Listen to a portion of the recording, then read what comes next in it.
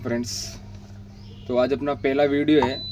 तो पहला वीडियो एक ये वीवो Y03 का फ़ोन आया जिसका डिस्प्ले वर्किंग नहीं है, डिस्प्ले काम नहीं कर रहा। तो आज तो सबसे पहले अपन फ़ोन को जो हीटिंग मशीन है इसके ऊपर बैक डोर को हीट करेंगे,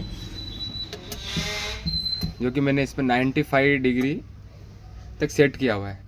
तो 95 डिग्री होने के बाद अपन इस फ़ोन का बैक डोर उतारेंगे। यदि हीटिंग मशीन पे रख के मैंने 95 डिग्री सेट किया है, 95 डिग्री तक एक अच्छी कंडीशन में रहता है। यदि अपन उसे ज़्यादा करें तो बैक डोर जलने के चांसेस भी रहते हैं, बैटरी भी फट सकती है।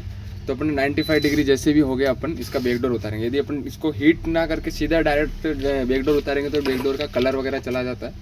तो अपन इसको हीट करके बैक डोर को उतारेंगे ताकि वो बैक डोर आसानी से उतर जाए। बैक डोर उतारते समय ये ध्यान रखना कि इसके जो कनेक्टर या इसका फिंगर रहता है वो कटिंग हो जाता है, आसानी से नहीं उतार रहता। गरम करने के बाद आसानी से ही उतर जाता है। चाकू से हल्लो हल्लो हल्लो आप उतार सकते हैं।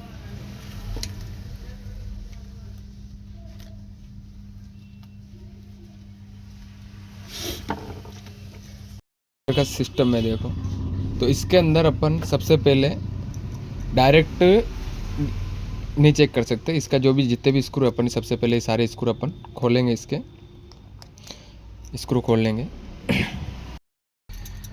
सबसे पहले अपन जितने भी इसके स्क्रू हैं वो स्क्रू अपन ओपन कर लेंगे।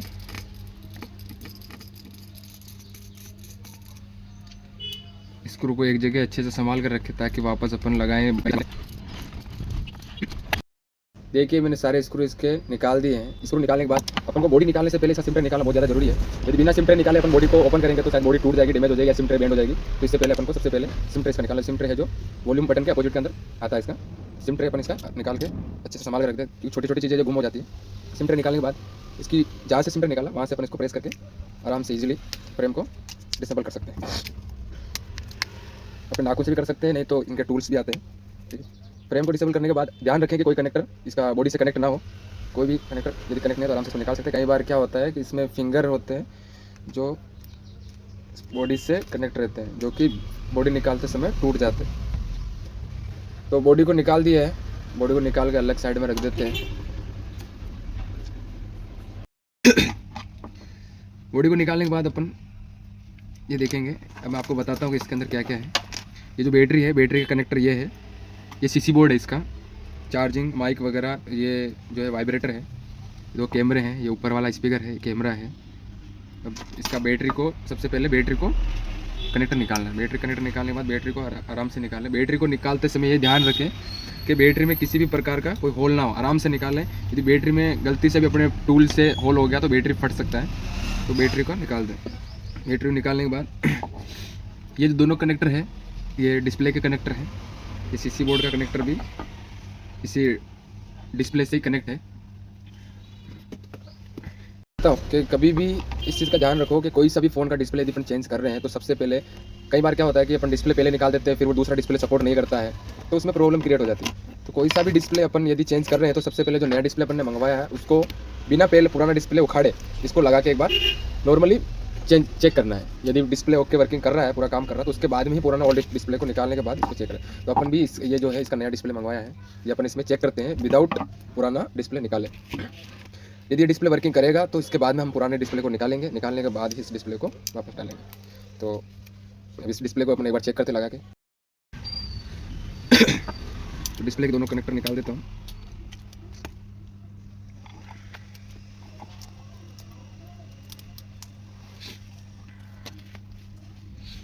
डिस्प्ले को चेक करते समय बहुत सावधानी से चेक करें। कोई सा भी कनेक्टर या डिस्प्ले कोने से दब जाता है तो डिस्प्ले चला जाता है।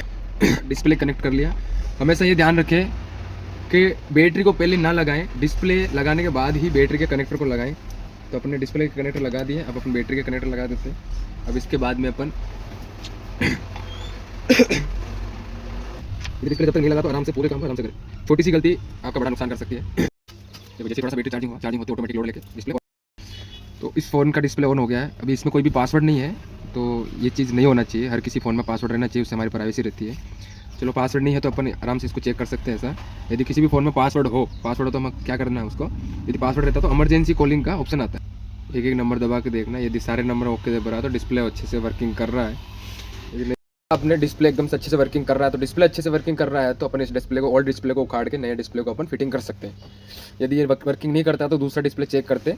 होता क्या है कि अपन पहले डिस्प्ले को उखाड़ देते हैं, उसके बाद में वो लगा देते, चिपका देते डिस्प्ले को, फिटिंग कर देते, उसके बाद में अपन देखते हैं कि डिस्प्ले काम ही नहीं कर रहा तो अपना नुकसान हो जाता है, भारी नुकसान हो जाता है। और एक बार डिस्प्ले को ग्लू लग जाता तो डिस्प्ले रिप्लेसमेंट नहीं होता है।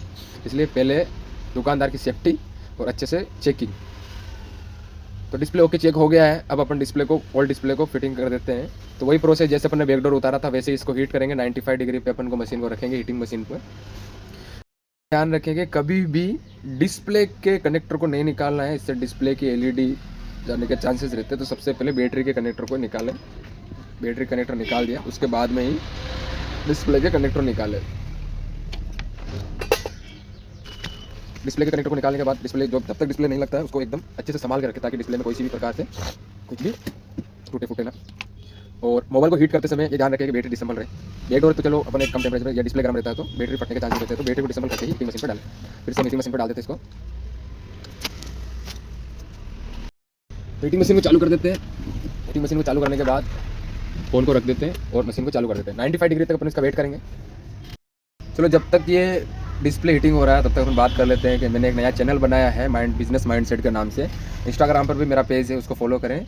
इंस्टाग्राम पे शॉर्ट वीडियो आएंगे, उस शॉर्ट वीडियो की फुल इन्फॉर्मेशन के लिए आपको यूट्यूब चैनल को सब्सक्राइब करना होगा और पूरी जानकारी उससे लेनी होगी। तो डिस्प्ले हिट हो गया है। डिस्प्ले को हिट होने के बाद में आराम से इसको जो भी है यहाँ पर कोने पे डाल के आराम से देखो हिट होने में कितना आसानी से डिस्प्ले निकल गया।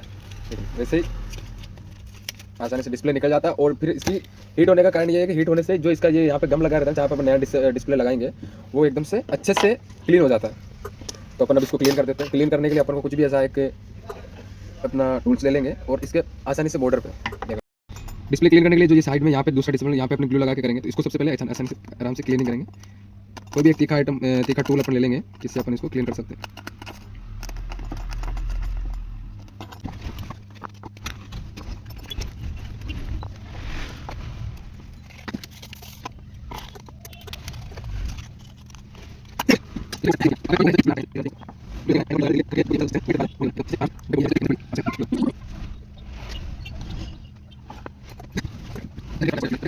ताकि आसानी से वहाँ पे चिपक सके। और ये उतारते समय ध्यान रखें कि ज़्यादा खिंच गया तो यहाँ से उखड़ सकता है, डिस्प्ले खराब हो सकती है।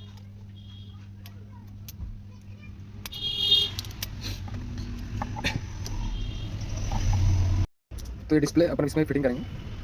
आराम से फिटिंग करना है इसको। पहले फर्स्ट पट्टी अंदर डाल देना, दूसरा पट्टी इसमें डाल दें।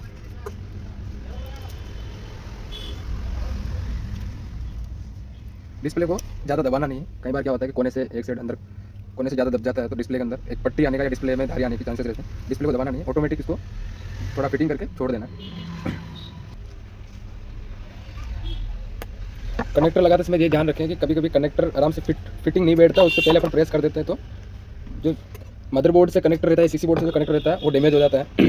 तो फिटिंग बैठने के बाद ही करें। अब इसके अंदर बैटरी फिट बैठा देते हैं। बैटरी फिट बैठा के कनेक्टर डाल देते हैं। अब एक बार फिर दोबारा अपन इसको चेक कर लेते हैं कि डिस्प्ले काम करके। क्या करना है, डिस्प्ले लगाते ही थोड़ा सा बाकी काम है जो फास्ट करना, नहीं तो एक बार पहले इस पर रबड़ लगा के रख देना है 5 मिनट के लिए, फिर वापस बाकी काम करना। उससे वीडियो थोड़ा लंबा हो जाता था इसलिए मैंने वो काम नहीं करा। तो डिस्प्ले एकदम ओके काम कर रहा है, फुल वर्किंग है। डिस्प्ले वर्किंग कर रहा है तो एकदम ओके है। अब इससे अपन उसको फिटिंग कर सकते हैं या कुछ और पहले बॉडी फिटिंग से, तो सब बाद में डालेंगे। डालने के बाद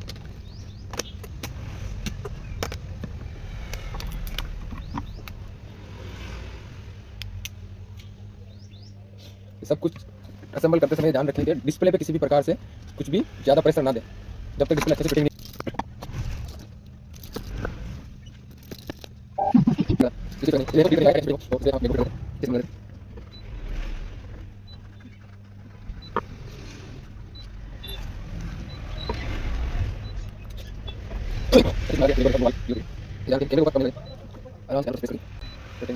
अब डिस्प्ले और बैकडोर को दोनों को फिट करने के लिए हमें चाहिए होंगे रबड़, जो कि सबसे पहले जो रबड़ डालना है अपन को स्ट्रेट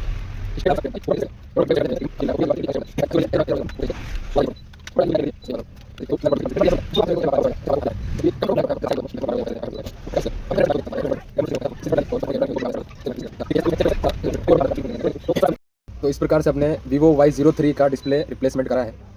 पूरा प्रोसेस आपको मैंने बताया है। डिस्प्ले एकदम वर्किंग है, कैसे लगाना है, कैसे निकालना है, असेंबल डिसम्बल, क्या क्या गलतियाँ नहीं करनी है, क्या क्या ध्यान रखना है, किस किस चीज़ का ध्यान रखना है, सब चीज़ें मैंने बताया है। और डिस्प्ले एकदम वर्किंग कर रहा है अच्छे से, ठीक है। ये रबड़ लगाने की वजह से थोड़ा काम नहीं कर रहा। कैमरा वैमरा सब चेक कर लेना एक बार, सब एकदम ओके वर्किंग है देखो, ठीक है। काम अच्छे से करके जो कस्टमर आपके पास आता है। तो इस प्रकार हमने रेडी कर दिया है Vivo Y03 का डिस्प्ले रिप्लेसमेंट, एकदम कंप्लीट हो गया है। ऐसे नए नए वीडियो आपको देखना है, नई नई चीज़ें आपको सीखनी है, रिपेयरिंग से लेके, ट्रेडिंग से लेके, या बिजनेस माइंडसेट से लेके, या न्यू बिजनेस स्टार्टअप से लेके, तो आप मेरे को कमेंट कर सकते हो। मैं आइडियाज़ दे सकता हूँ आपको, जहाँ तक मेरे को जिस चीज़ की नॉलेज है वो चीज़ के। तो उसके लिए आपको मेरे को सपोर्ट करना होगा, फॉलो करना होगा। मेरा यूट्यूब चैनल है, उसको भी आपको सब्सक्राइब करना होगा, और लाइक करके कमेंट करके आपको मेरा मनोबल बढ़ाना होगा, जिससे मैं नए नए वीडियो आपको डाल सकूँ, नई नई इन्फॉर्मेशन आपको दे सकूँ, हर चीज़ की जहाँ तक मेरे से हो सके। ज़रूरी नहीं है मैं रिपेयरिंग से रिलेटेड बोलूँगा, जैसे मैं हर काम करता हूँ, ऑलराउंडर जैसा हर एक चीज़ को करता हूँ, मैंने हर एक बिज़नेस को ट्राई कर रखा है। तो सपोर्ट बना के रखिए। नमस्कार, इस नमस्ते।